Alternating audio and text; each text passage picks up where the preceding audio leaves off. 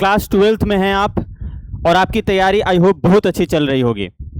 आशा करते हैं कि आप खूब बढ़िया से पढ़ रहे होंगे और अपने बोर्ड, आने वाले बोर्ड का तैयारी खूब अच्छे से कर रहे होंगे।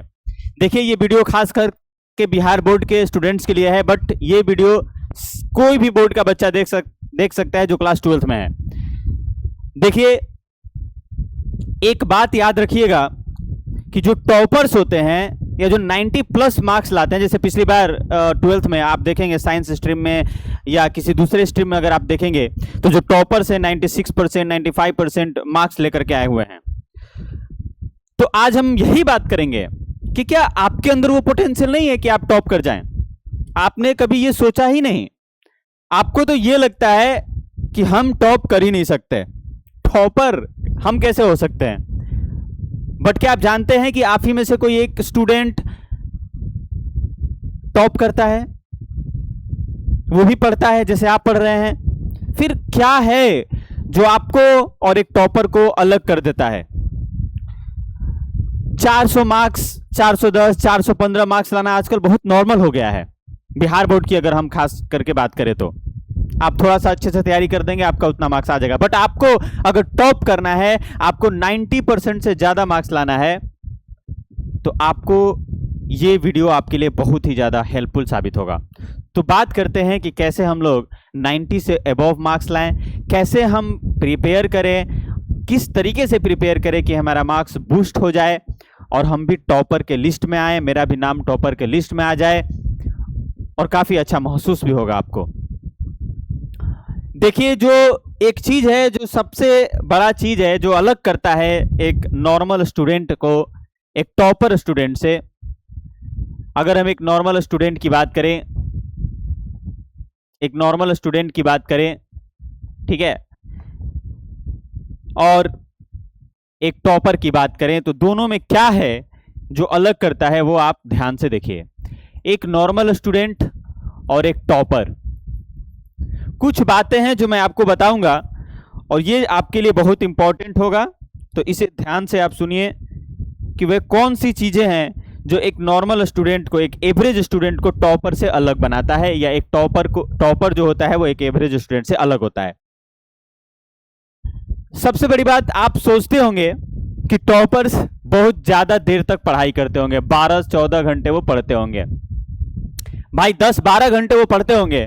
पहला मिसकंसेप्शन आपका ये जो हम आपको खत्म कर देना चाहते हैं कि ऐसा नहीं है।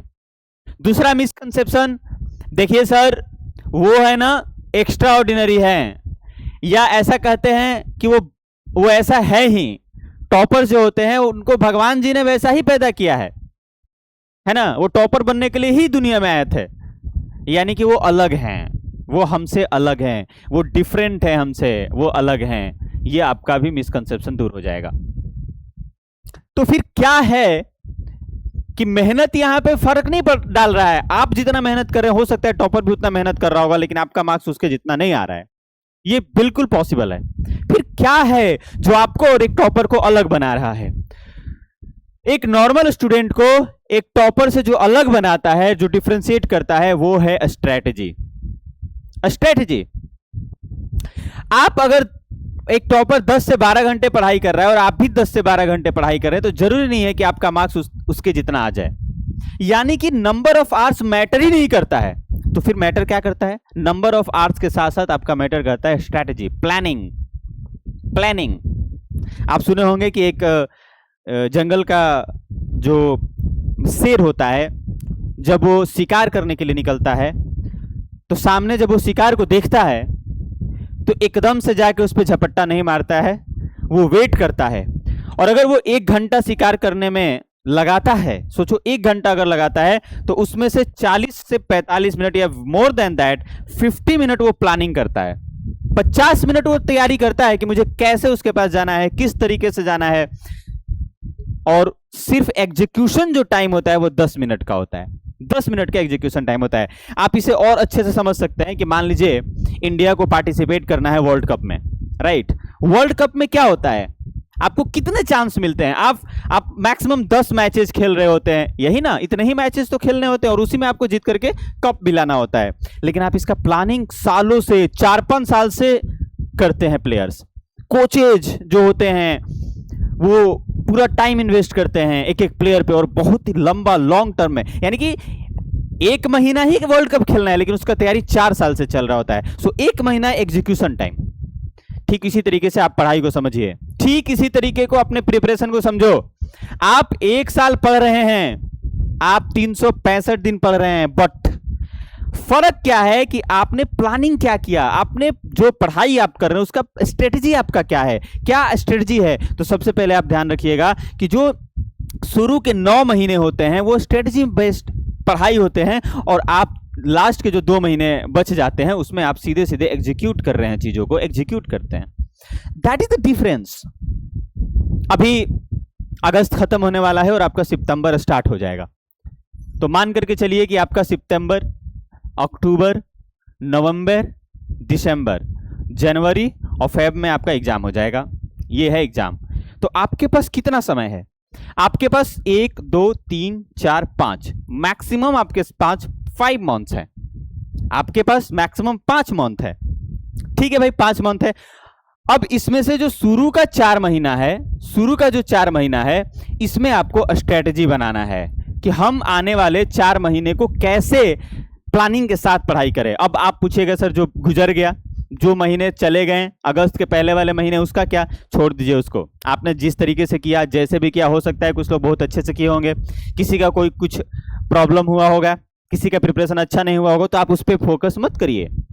आप 4 महीने पे फोकस करिए, जो आने वाला 4 महीने है, जो आपके मार्क्स को इतना ज्यादा बढ़ा देगा या आपको टॉप कर देगा। बट हाँ, आपको बात माननी पड़ेगी जैसे हम बताएंगे। तो ये 4 महीने आपको स्ट्रेटेजी बेस्ड पढ़ाई करनी होगी। ये जो जैन का महीना होगा, ये प्रॉपर आप टेस्ट दे रहे होंगे, आप मॉक टेस्ट दे रहे होंगे, है ना। इन सारी चीजों में आप पूरा का पूरा रिवीजन पे फोकस कर रहे होंगे। इसका भी एक प्लानिंग बनेगा, इसका भी एक स्ट्रेटेजी बनेगा कि मैं कैसे करूंगा।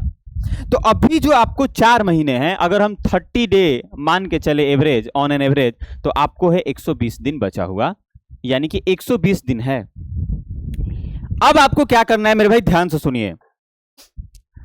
आप जो पहली बात तो आप डिसाइड करिए कि सब्जेक्ट क्या है मेरा। तो फिजिक्स है, केमिस्ट्री है और मैथमेटिक्स है, जो साइंस बैकग्राउंड से हैं, और जो बायो बैकग्राउंड से हैं वो उनका बायोलॉजी है, राइट।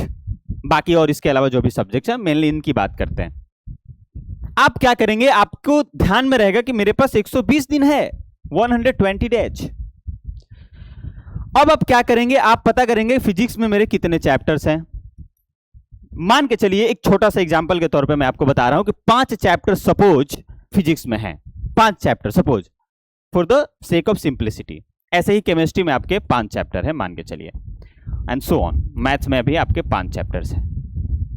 ध्यान दीजिए, ध्यान दीजिए, यहां फोकस करिए।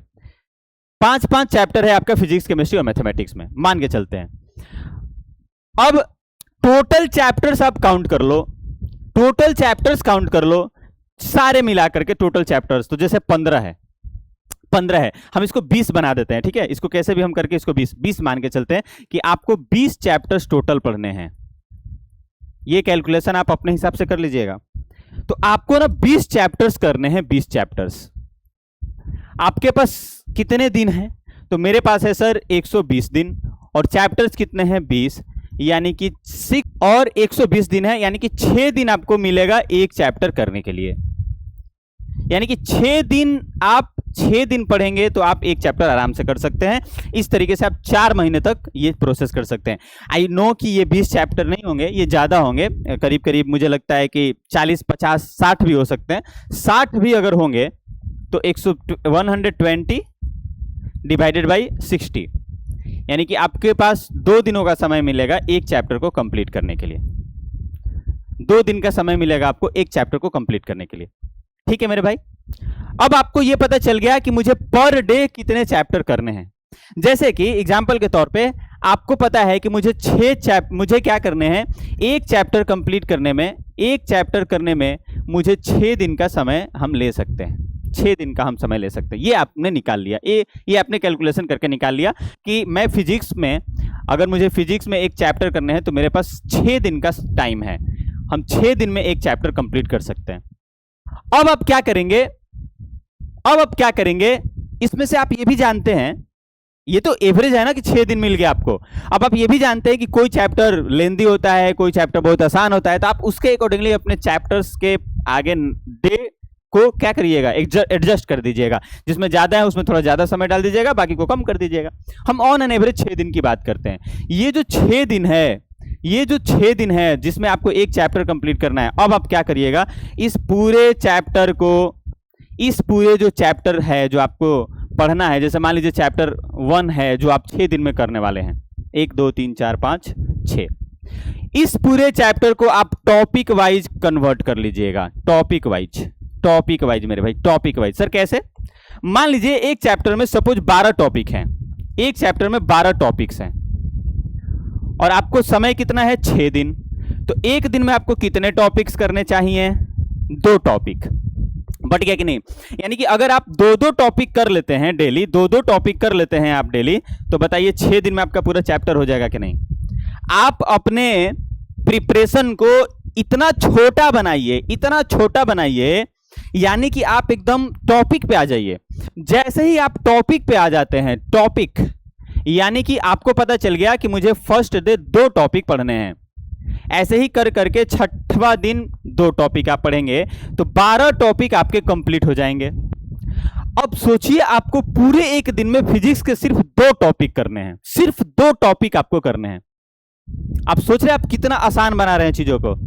अब एक आप ऐसे भी कर सकते थे कि पूरा का पूरा चैप्टर ही आप पढ़ लिए, लेकिन उससे आपको कुछ समझ में नहीं आएगा। आप सोचिए कितना आप अपने आप को अच्छा फील करेंगे कि मुझे ना सिर्फ पूरे दिन में फिजिक्स के 2 टॉपिक, हो सकता है फिजिक्स के 2 टॉपिक, ऐसे ही केमिस्ट्री के 2 टॉपिक आपको करने होंगे, ऐसे ही मैथमेटिक्स के कोई 2 टॉपिक आपको करने होंगे। सोचिए आप पूरे दिन में सिर्फ 6 टॉपिक कर रहे होंगे, कितना समय लगेगा आपको 2 टॉपिक करने में, कितना टाइम लग जाएगा मेरे भाई।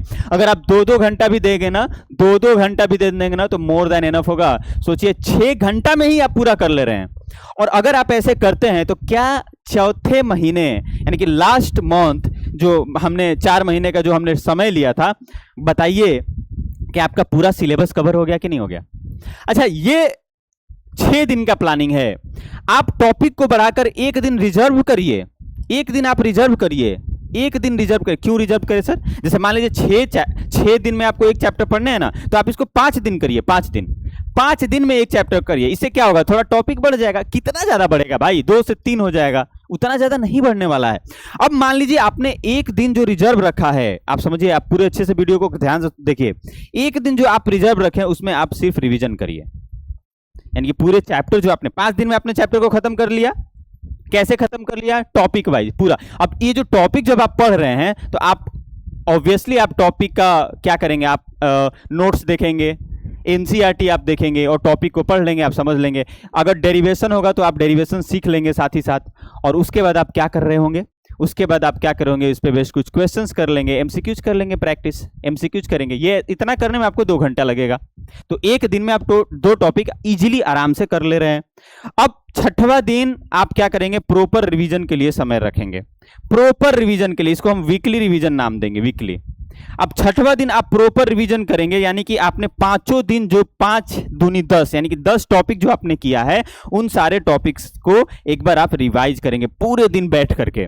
जो भी डेरिवेशन है उसको दोबारा से कर लेंगे, जितने भी एमसीक्यूज क्वेश्चन है उसको एक बार देख लेंगे, जितने भी नोट्स है उसको रिवाइज कर लेंगे। आप समझ रहे हैं, आपका एक सिलेबस भी कंप्लीट हो रहा है और दूसरी बात आपका जो है रिवीजन भी हो रहा है। तो कितना बेस्ट है ये तरीका। और इस तरीके से आप पाएंगे कि पूरे 4 महीने में आप आसानी से, पूरे 4 महीने में आप आसानी से देखेंगे कि आपका पूरा सिलेबस कंप्लीट हो गया और आपने मल्टीपल टाइम्स रिवीजन कर लिया है। और मेरे भाई आप याद रखिएगा, अगर आप इस स्ट्रेटजी को फॉलो करते हैं तो आपका मार्क्स मोर देन 90% आएगा। हाँ, आपको इस स्ट्रेटजी को फॉलो करना है। इस स्ट्रेटजी को फॉलो करने से क्या होगा कि आपका एक भी टॉपिक छूटेगा नहीं और आप अपने से थोड़ा सा एफर्ट लगा करके आप ये भी डिफाइन कर सकते हैं कि मुझे किस टॉपिक पे कितना टाइम देना है। अगर कोई टॉपिक ज़्यादा इंपॉर्टेंट नहीं हो तो उस पर कम समय देना है। ये आप जब करने लगेंगे, आप पढ़ने लगेंगे, तो आपको खुद ब खुद ये समझ में आएगा कि मुझे किस टॉपिक को पढ़ना है, किस टॉपिक को स्किप करना है। आपको स्किप भी करना है बीच में, कह रहे भाई ये ज़्यादा इंपॉर्टेंट नहीं है। कुछ टॉपिक ऐसे आपको मिलेंगे जो बहुत ज़्यादा इंपॉर्टेंट, बार बार इससे क्वेश्चन आते हैं। अब ये चीज़ आपको कैसे पता चलेगा, जब आप प्रीवियस ईयर क्वेश्चन करेंगे। तो प्रीवियस ईयर क्वेश्चन तो जैसे कि आपका ब्रह्मास्त्र है, उसको तो छोड़ना नहीं है। आप जब भी प्रैक्टिस करेंगे, जो ये क्वेश्चन प्रैक्टिस की हम बात करें, ये आप पीवाईक्यूज से ही करेंगे, कहीं और से नहीं करेंगे। आप जितना हो सके पीवाईक्यूज करेंगे। आपको आप समझिए कि आपके एग्जाम से पहले पहले आपको क्या है 15 से 20 बार रिवीजन आपका हो जाएगा।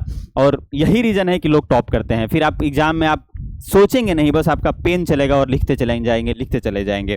आई होप कि आपको ये सारी चीज़ें समझ में आई होंगी। ठीक है, बाकी और अच्छे से प्लानिंग के साथ सब्जेक्ट वाइज मैं आपको प्लान बता दूंगा। फिजिक्स को करने का तरीका, पूरा चैप्टर हम निकालेंगे, खंगालेंगे और उसका पूरा पोस्टमार्टम करेंगे। तो चैप्टर वाइज भी हम करेंगे। तो अगर आपको ये वीडियो पसंद आया है तो आप इसको जरूर लाइक करिएगा, अपने दोस्तों से शेयर करिएगा। और अगर आप कोई सुझाव देना चाहते हैं, फीडबैक देना चाहते हैं तो कमेंट जरूर करिएगा। Thank you so much.